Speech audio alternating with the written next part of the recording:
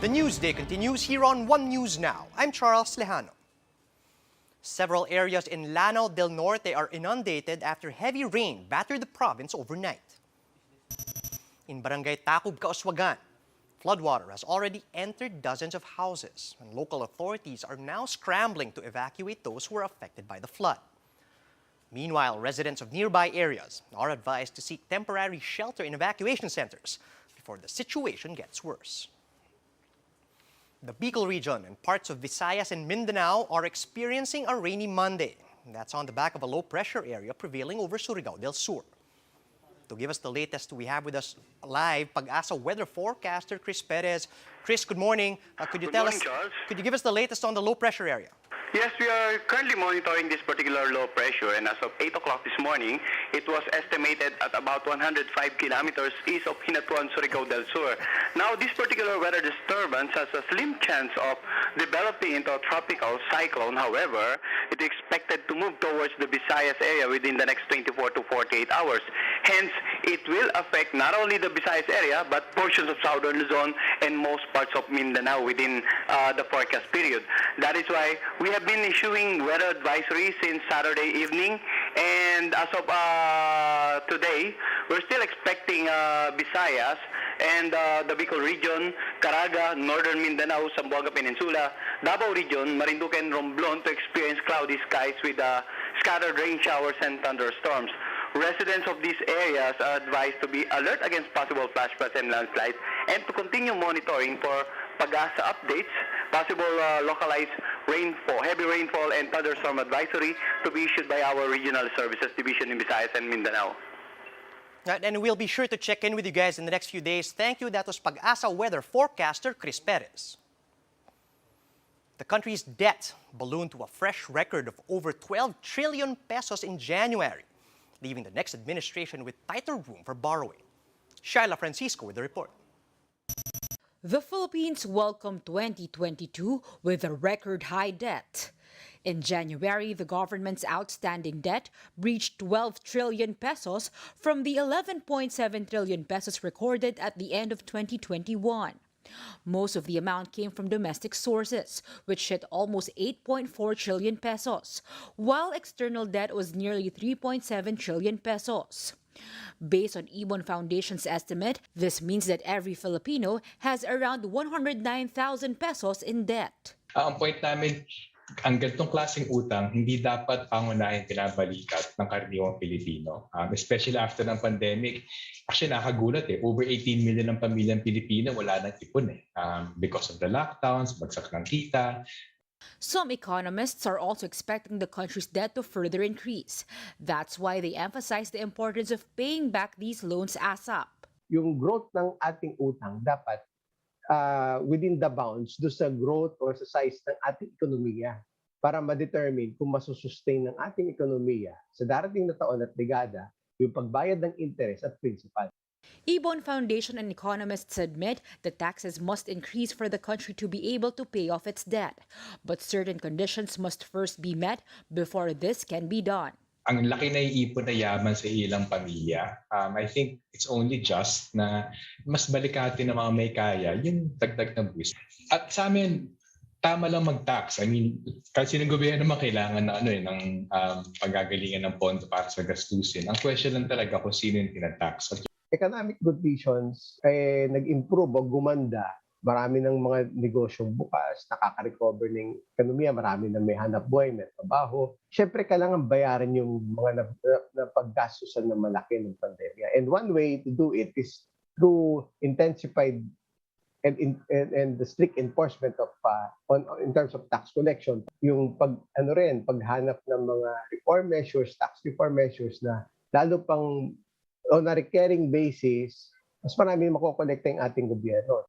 For its part, the Finance Department is finalizing its fiscal consolidation plan for the upcoming administration. Our budget deficit and debt to GDP ratios have temporarily increased, but they remain manageable. And we are determined to return quickly to fiscal consolidation.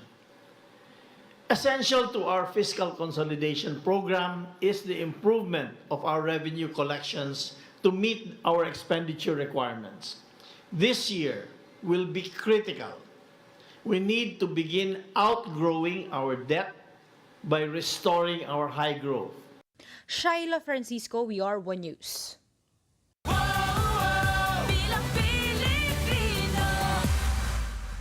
Volunteers of Vice President Leni Robredo in Cavite condemned the allegations that her supporters in the province were paid to attend her grand rally last Thursday.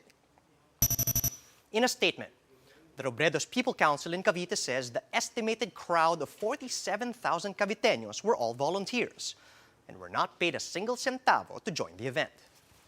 The group also says that their only motivation to attend the event was their hope for a better government. Robredo's volunteers in Cavite also condemned critics who tagged the youth who attended the rally as activists, leftists, or members of the National Democratic Front. They described these allegations as harmful. The council also slams claims that those who attended the rally had no discipline, and they note that everyone who organized and joined the rally followed rules on conducting such campaign events. Robredo spokesperson Barry Gutierrez also stressed that their team has never resorted to paying individuals to attend their campaign rallies. Gutierrez says volunteers themselves shelled out funds to attend these events and to make posters, t-shirts, as well as other campaign materials. Walang kahakot-hakot sa mga rally na ito. Ang hirap kasi sa mga ibang politiko, siguro nakagawian na nila na doon sa mga rally nila talagang hakot ang kailangan nilang gawin para magkatao. So iniisip nila yun lang ang tanging paraan para magkaroon ng tao sa isang political rally. Kailan tayo nakakita ng ganitong level ng partisipasyon mula sa mga ordinaryong Pilipino sa isang kampanya na sila yung nangunguna, sila yung kusang kumikilos, sila yung gumagastos. Sa totoo, hindi sila ang pinagsasabihan, kundi sila ang nangunguna sa mga initiatives na ito.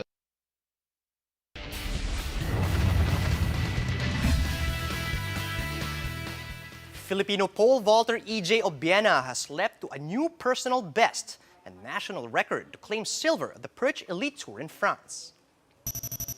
Obiena cleared 5.91 meters during his first attempt for the national indoor pole vault event. And with this, the 26-year-old athlete broke his earlier record of 5.81 meters at the Orlan Cup in Poland. Several Filipino fighters are set to hit the cage in the upcoming One Championship event. Marty Bautista with the report. A deep showcase of Filipino talent will ramp up One Championship's 10th anniversary event, 1X, this March 26.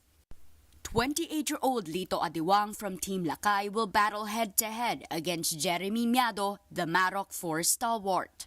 The Thunder Kid ADIWANG currently stands on a 13-4 win-loss record with 7 knockouts, which is why he is looking to bag a win on this upcoming bout. I'm very happy and excited to represent Philippines in the biggest event of. One thing also that I'm excited is because I'm fighting a Filipino. So I'm very excited to test and show the world that Filipinos have come this far in this sport. Filipino mixed martial arts legend Edward Folayang, meanwhile, will mark his comeback to One Championship with a bout against Muay Thai icon John Wayne Parr.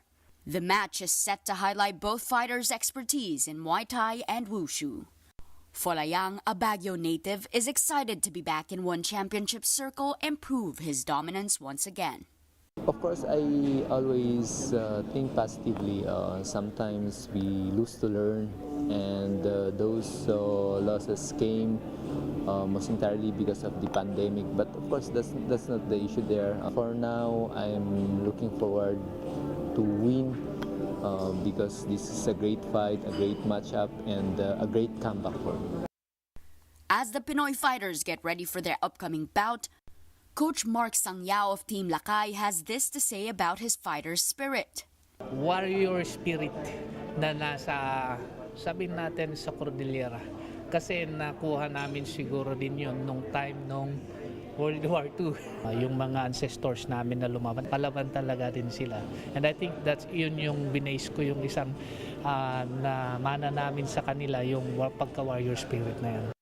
1X will also feature another female standout in Denise Zamboanga as she battles it out against Ham Seo-hee of Korea. The match is set to commence in Singapore, marking the year for Filipino fighters in the global scene. For News 5, Marty Bautista. We are One News. Here's a quick look at some of today's headlines. The Philippines is heading into its 10th straight week of oil price hikes. The number of Ukrainian refugees has reached 1.5 million. And the tandem of Calyodi de Guzman and Walden Bello bear their complete senatorial slate. And those are the top stories at this hour. Join us later at 2 p.m. as we continue to monitor the day's biggest stories. You can also catch One News on Signal Play. Register for a free account at www.signalplay.com so you can stream One News live anytime and anywhere. I'm Charles Lejano. Mask on, wash hands, and stay safe, Philippines. We are One News.